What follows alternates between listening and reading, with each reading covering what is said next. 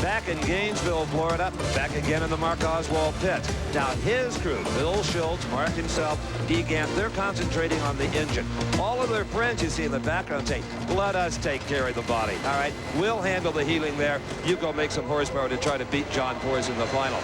We still don't know if they're going to make it, but it won't be for a lack of numbers or trying.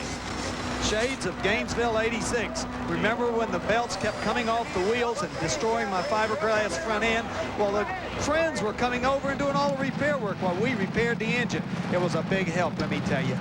By contrast, here in John Force's pits, well, things are quite boring, actually. They're just going about their normal maintenance. They don't have nearly the problems that Mark Oswald does. All right, it is time for the final four in Top Fuel. We have got Don Prudhomme versus Gary Ormsby.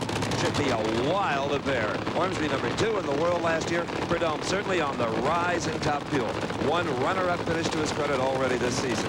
And you know how these guys feel. Each crew thinks that their very next run, they're going to have the problem solved and they'll be in the fours. Oh, absolutely. Don Prudhomme was in the 5-0s in the first round. Ormsby can't get out of the teens so far. Prudhomme in the near lane. Ormsby over on the far side. The Castrol GTX Top Fuel dragster.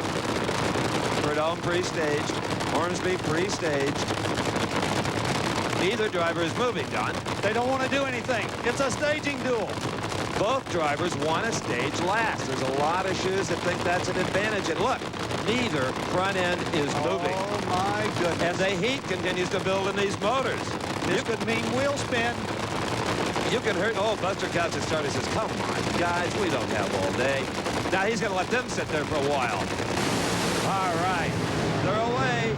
Ormsby with the advantage. Prudhomme with the horsepower. Don Prudhomme goes to the final round at 5:04.273. Ormsby trails at 5:17.279, even though he had a 400th advantage right off the starting line. In this sport, that's a long, long ways. All right, the starter being attached to the front of the motor on Joe Amato's car. They squirt a little gasoline into the injector to give it up prime. Now those two huge pumps on the front of the engine take over. How much nitro gone through one of these cars these days? 13, 14 gallons in a run, counting all the burnout and starting procedures. At about 25 bucks a gallon. This is not an economy run. Kenny Bernstein, the Budweiser King. Dale Armstrong, likewise firing up his engine. Usually the crew chiefs will talk and say, now I'll fire first because I'm going to do a shorter burnout or whatever the arrangement is. They have a real good rapport. Neither one wants to play any games. If a guy wants extra heat, he'll ask to fire first. Sometimes you see a guy wait a long time. They mean the heat is up and they don't need the extra time. Steve? Don, it appeared we had two very stubborn race car drivers on the starting line. I guess so, but you know, that's the name of the game. They do it to me sometimes, I do it to them. We weren't trying to use each other up. You know, Gary Ormsby's a real fair racer, and I think I am too. It's just that, you know, he likes to go in first, I like to go in last, so you just kind of play that game a little bit. You had to drive around him with a 504. I guess so, yeah. You know, the car's been running pretty decent here, but we knew he'd be tough. You know, he's really strong. Let's see who indeed will race the snake in the final. Will it be this car, Joe Amato, who has been brilliant today with his performance? And for Joe, Jerry Amato, Tim Richards, this has been the brightest day of their 1991 season. The first day, everything has gone right. Well, for Kenny Bernstein, it's been quite the opposite. Virtually everything has gone right. He has won the last two NHRA championship events in a row and leads the points. And his reaction time has been phenomenal. Joe has got to have that on his mind. In fact, that's the thing they've been working on his car, Steve. Reaction time, both the car and the driver. They know that they're going to have to improve that if they're going to beat Bernstein. Well, they came in here with a fuel system very similar to Bernstein's. Dale Armstrong knows that they have got that part as well, and that may be some of the combination towards those very quick reaction times. Let's watch Bernstein near lane, Amato in the far lane.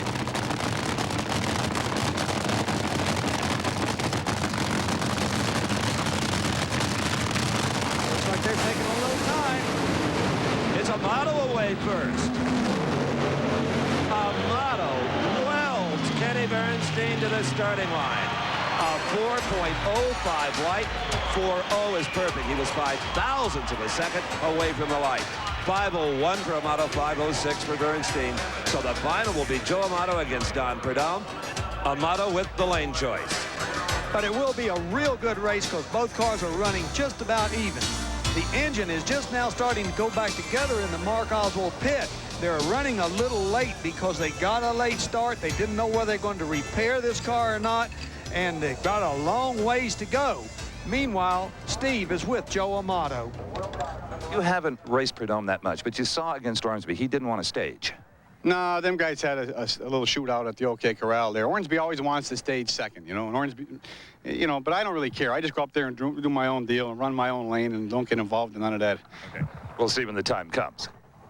That's really the best philosophy because there's no rule that says one driver has to stage ahead of the other. You're looking at the Oldsmobile Pro Stock engine in Warren Johnson's car back at his trailer. There's just moments to go before the final against Darrell Alderman. Where is Warren Johnson? Well, he's just to the front of the car, willing it to win. Drag racers love a thrash, and there is a beauty going on in Mark Oswald's pits. His friends, guys from other crews, would not let him give up after that tire exploded. They're going to try to fix this body. And it's not just body work. Also, welding has to be accomplished underneath the car to what they call the tree. Small diameter tubes that give the body its integrity. But the real story and the real work, well, that's over where that tire blew. Now, what is making this possible is the body off of Tom Hoover's car. Remember, it blew away? They've cut pieces out of it, formed it onto the Oswald car, where they had gaps. They've used, well, aluminum sheet. They've used duct tape. They can't use resin. It wouldn't set up in time. Pop rivets and quarter-inch bolts. Can they make it? I think so. Well, it looks like the guys have signed their Picasso there. That's right. Nick Bonenfant from the Ray Business Winning Car wrote "From the Guys" with a magic marker. Well, I'll tell you, here's a guy that has been unbeatable in the Pro Stock ranks. We've said it before. We'll say it again. He's won all 3 races held this year in his Dodge Daytona. There's Darrell Alderman.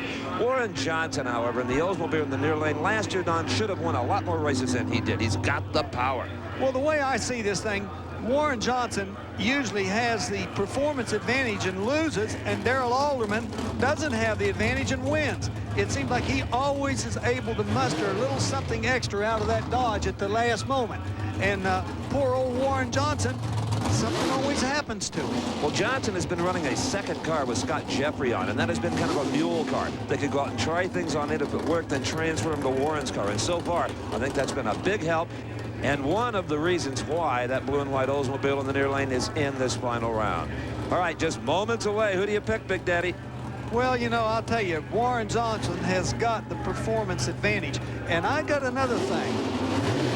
Alderman has won too much. That makes it a little bit against him in odds. All right, here they go. Alderman away first. You're riding with the whole shot. Johnson has won it from behind in what may be the closest side-by-side race in the history of drag racing. Johnson 7:27, Alderman 7:31, but Alderman a 4.2 like Johnson a 4.5. Do the math, less than 1,000th of a second separated these two cars. An unbelievable race. Darrell Alderman takes a very decided whole shot, starting line, whatever you want to call it, advantage, but he cannot hold off Johnson's mid-range charge, where he makes up that difference and actually holds on to just the ever so slightest margin of victory. And there you have it. Johnson, the winner. The margin of victory was so small, yet this man, you knew you won, Warren. Yeah, I saw the light just as across the line. You're looking at the wind light at almost 200 miles an hour? Well, you know, you got a little time in there.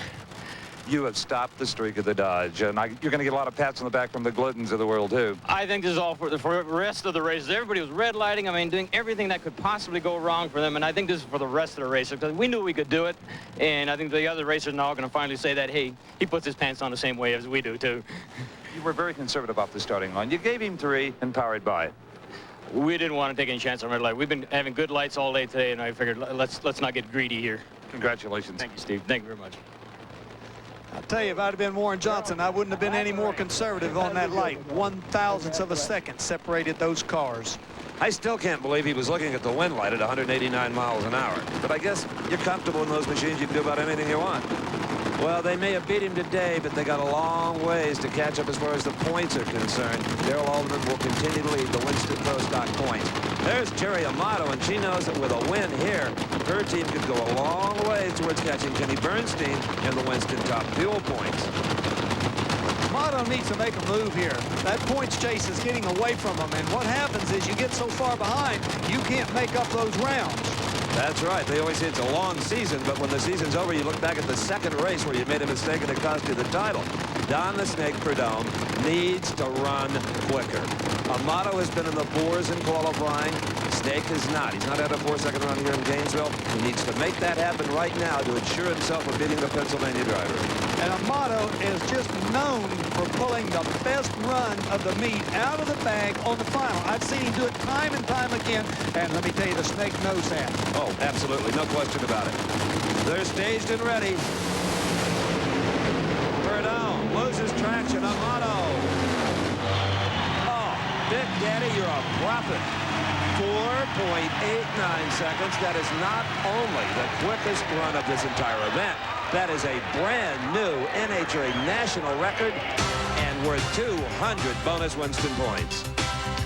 Well, Prudhomme was going to make a race out of it. He had just a slightly better reaction time on the starting line, but Amato's car began to move immediately as the Prudhomme car went up in smoke, and Amato just charged on to that brilliant 489, taking away the national record from Darrell Gwynn. Let's watch the entire run again from the onboard camera. Take a ride on Amato's car. After the first 3 races not doing well, this really pumps you up, doesn't it? Well, I'm pumped up, except I'm trying to stay calm so I don't get too excited, keep my neck calm. But it looks like Team Valvoline's back. You know, Tim Richards and all the guys hung tough through, you know, 70 hours of driving and 50 hours of driving, and it's a storybook finish, really. Gotcha. I'm getting emotional here, but, you know, for Keystone Automotive and Key Parts and all the people from Valvoline, you know, and, you know, it's been a good year, and we're really, last year was so exciting. It's hard to come back off that, you know, but we want to just make a run at the championship and give everybody a run for the money and have some exciting drag racing. I guess 489, that's as exciting as it's going to get. Congratulations from all of us again. Thank you very much. Well, they worked hard. They made a lot of changes on the car, and it paid off. Kenny Bernstein still leads in the points, but not by very much. It looks like Joe Amato could make a run on him. Also, Don Prudhomme is within striking distance. Back in the Oswald pits, it looks like the skylight has been taken out of that body. They're going to reinstall it on the chassis. John Force is going to have a competitor in the funny car final. The Amato crew still celebrating at the far end of Gainesville Raceway. But there's one matchup left to come, and that is the funny car final here at the NHRA Motorcraft Gatornationals. I'm Steve Evans along with Don Garlitz, and that is the miracle car, Don. I can't believe my own eyes that it's up on the starting line. We saw that gaping hole in the body. Everyone was agreeing it was not going to be repaired, but they have done it. So Mark Oswald in the East Coast, in and out hamburger car, left side of your screen. John Force over in the far lane. The Castro GTX Oldsmobile Force has been at every final this year and has won 2 of them. This is the first final for Mark Oswald. They debuted this car here at the Gators. I just hope that all that repair is not going to get Oswald's concentration. Oh, and it is Force up in smoke. It is Oswald, a trail of sparks across the finish line, and he's won it with a terrific 5:37 at only 258 miles per hour. And there's the crew chief, Bill Schultz, taking congratulations from the Force crew. There's Austin Coyle. He doesn't look real happy, Don. I wouldn't be happy either if I just lost a race. It looked to me like it was going to be a single just a little while earlier. We see the clutch come in just a little bit too hard on John Force's car. He overpowered that Gainesville racetrack. No one thought they were going to be able to do that. Meanwhile, Oswald continues to march. The car makes a very nice move, a 537 ET, very respectable for a car repaired like that. We see some sparks coming off the headers. That means nothing. It's just a header that they borrowed that they put on the car. Some great driving all day long. You earned this one. Everybody earned this one. Yeah, Bill and the whole team, Doug, Dee, everybody, Kenny. The guys just worked their heart out. Gives you a lot of confidence. Maybe a title could be at the end of this year for this team. Yeah, it's going to be tough. You know, John, he's no slack, and neither is anybody else out there. It's going to be a dogfight. And they said the 2-car combination wouldn't work. It works just fine. Mark Oswald, the Gators funny car champ. One of the great drag racing stories. We'll remember it for a long time. You did. I said, everybody's against you this time. Hoover gets half the point. Half the point. Don't you wish, John Force? Force still has a considerable lead, however, over the rest of the top 5 in Winston Championship points.